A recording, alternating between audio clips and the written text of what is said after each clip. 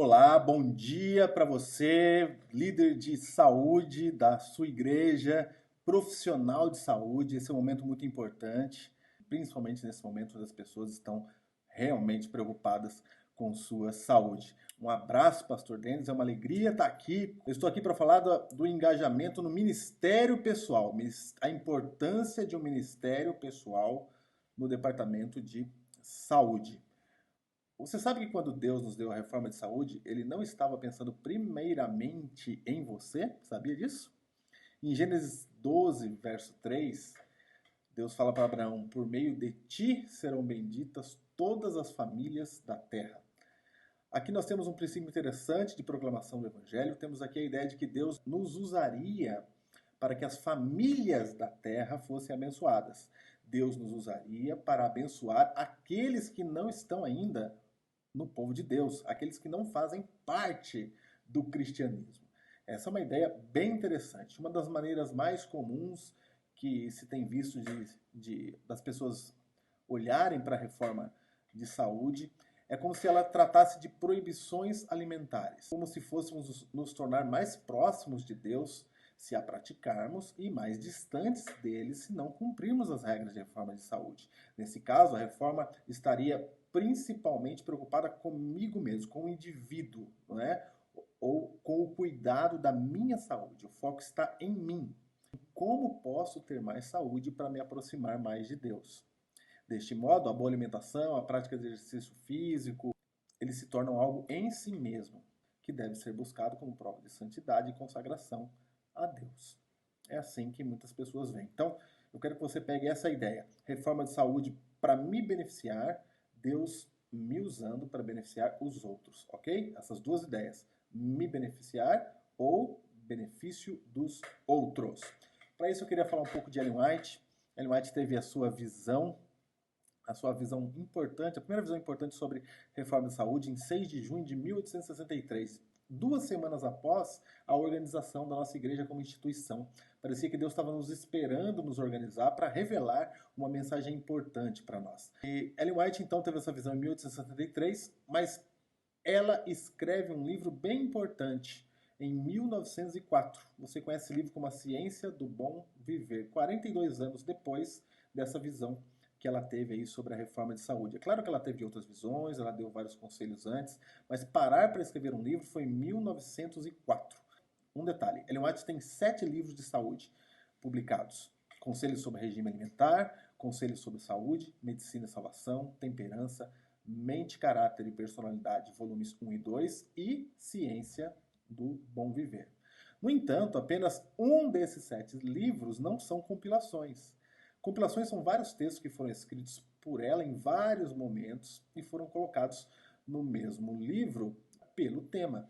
Isso quer dizer que ela não parou para escrever esses 6 livros de uma vez. Os textos não vêm com contexto, ou seja, eles foram colocados ali para você encontrar esses textos.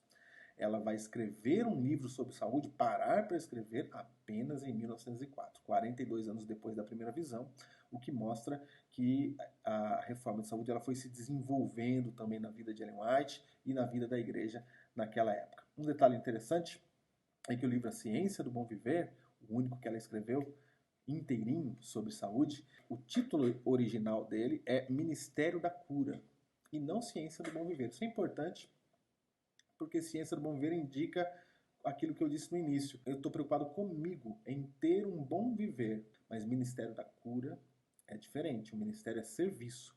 Eu sirvo o outro. Olha só, quando Ellen White volta da Austrália, ela vai morar no oeste americano, lá no sul da Califórnia. E ela queria que o evangelho fosse propagado lá naquela região. E ela fez de tudo, então, para que o evangelho chegasse, a verdade conhecida, ensinada pela igreja, chegasse no oeste americano. O que ela fez, então? Ela fez de tudo para que fossem comprados sanatórios. Ela pegou um empréstimo de $2.000 a juros de 8% ao ano, um empréstimo caro. O juro americano na época, em 1904, era de 3% ao ano. E ela pega esse empréstimo de $2.000 para dar uma parte na compra do sanatório de San Diego, hoje Hospital Adventista de San Diego, porque ela havia tido uma visão de que ela deveria comprar sanatórios para que o avanço da causa acontecesse através da mensagem de saúde. Ou seja, $2.000 parece não muito caro hoje para comprar um hospital. Mas se você fizer as contas, $2.000 equivalem a $58.000. E isso na época, para você ter uma ideia, as pessoas ganhavam $40 por mês. Ou seja, ela fez um grande investimento na compra de sanatórios, na compra de hospitais, porque ela acreditava que isso era importante para a propagação da obra de Deus e do Evangelho lá na Califórnia, como ela queria fazer.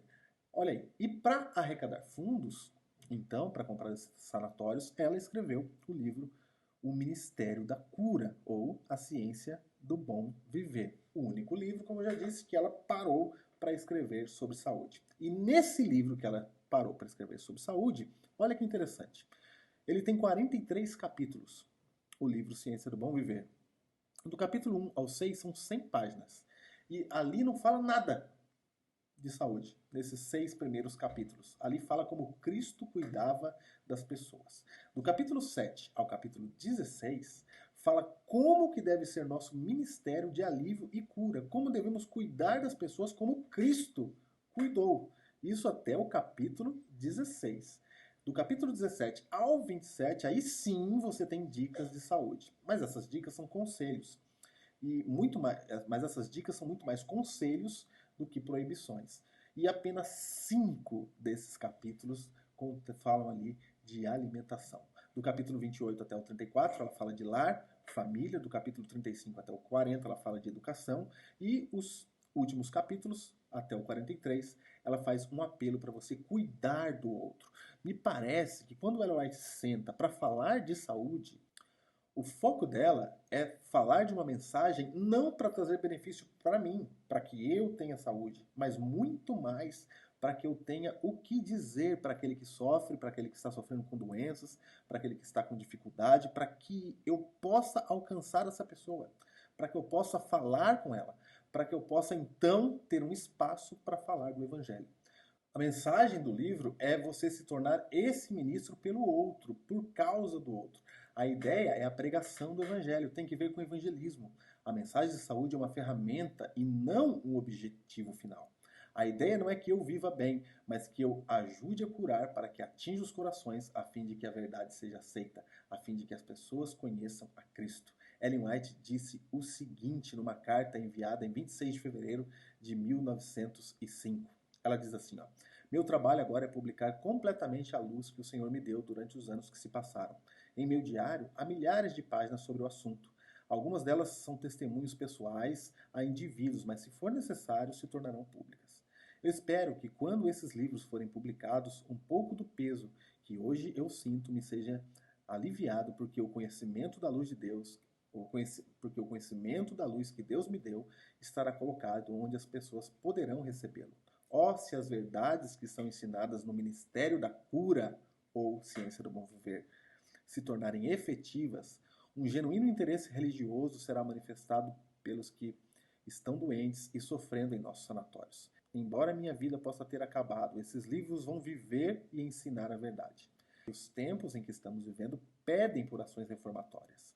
Nós esperamos e oramos para que aqueles que acreditam na verdade possam ter uma experiência genuína religiosa. Que cada um carregue isso na sua vida e em sua fala, e que suas ações sejam tão agradáveis a ponto de derreter todo o preconceito e ganhar almas para Cristo. Palavras de Ellen White, mostrando o objetivo que ela tinha ao escrever o livro Ciência do Bom Viver e a implantar sanatórios. O que ela queria era ganhar almas para Cristo através da cura, através da diminuição do sofrimento, através do seu trabalho, diretor de saúde. Que Deus abençoe o seu ministério. Um abraço, pastor Denis, um abraço a todos. Foi um prazer estar aqui com vocês.